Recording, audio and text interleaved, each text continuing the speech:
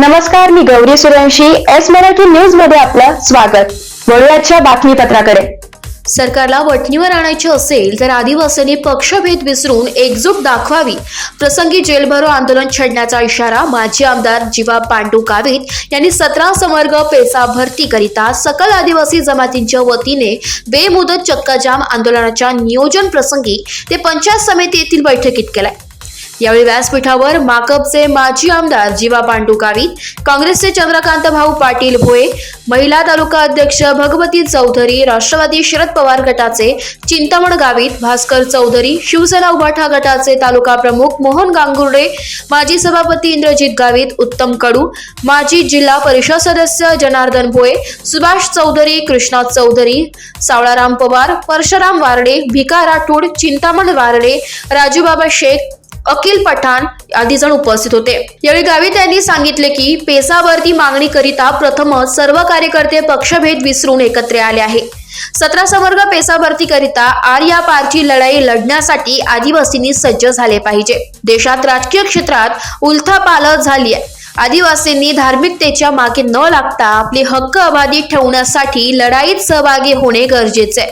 405च्या वल्लंघना करणाऱ्यांना मतदारांनी त्यांना त्यांची जागा दाखवली आहे. लोकसभेची निवडणूक जनतेनेच हातात घेतली होती.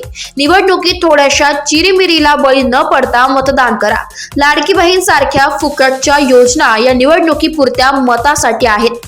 परावलंबी करण्यासाठी योजना आहे. फुकटच्या योजना म्हणजे नादी लावण्याचं काम आहे, भिकेवर जगण्याचं काम नाही. आपल्या पायावर उभे राहिले पाहिजे अशी योजना राबविण्यात यावी.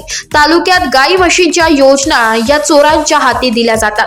गाई मरून जातात. योजनांच्या माध्यमातून एक पाऊल पुढे जाण्याची संधी मिळते, ती हिरावली जाते. गाई म्हशींच्या योजनेत काहींनी स्वतःची कॉम्प्लेक्स बांधकाम करून घेतली आहे अशी टीका केली आहे. आदिवासी पेसा क्षेत्रात पेसा कायद्यानुसार स्वशासन सुनिश्चित करा असे आवाहन त्यांनी केले. पेसा भरती संदर्भात येत्या 21 ऑगस्ट बुधवारी रोजी पुकारण्यात आलेल्या चक्काजाम आंदोलनात लढाई जिंकू किंवा मरू असा सहभाग नोंदवला पाहिजे. निर्धाराने आंदोलन केले पाहिजे. सुरगाणा तालुका हा इतिहास घडविणारा तालुका आहे, त्यामुळे पेसा भरती करिता नवा इतिहास घडविण्याचे आवाहन त्यांनी केलंय. मोहन गांगुर्डे यांनी सांगितले की आदिवासींचे हक्क हिरावून घेणारे हे सरकार आहे. मतभेद बाजूला ठेवा. आदिवासी लाभांच्या योजना, नोकऱ्या बंद होत आहे.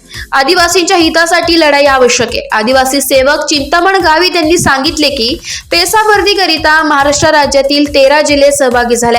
यामध्ये आदिवासी संघटना, नोकरदार, कामगार, सामाजिक संस्था यांनी आंदोलनाची दिशा ठरवावी असे आवाहन त्यांनी केलंय.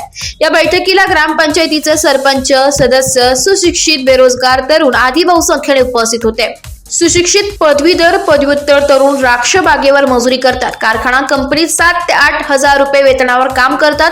तालुक्यातील 17 समवर्ग रिक्त पदे तातडीने भरावी. आंदोलनाच्या माध्यमातून सरकारच्या नाडी आवळा. पदवीधर, पदव्युत्तर मुलगी आज अंगणवाडी शाळेत पोषण आहार शिजवून देण्याचं, भांडी घासण्याचं काम मागत आहे. लायकीप्रमाणे नोकऱ्या द्या.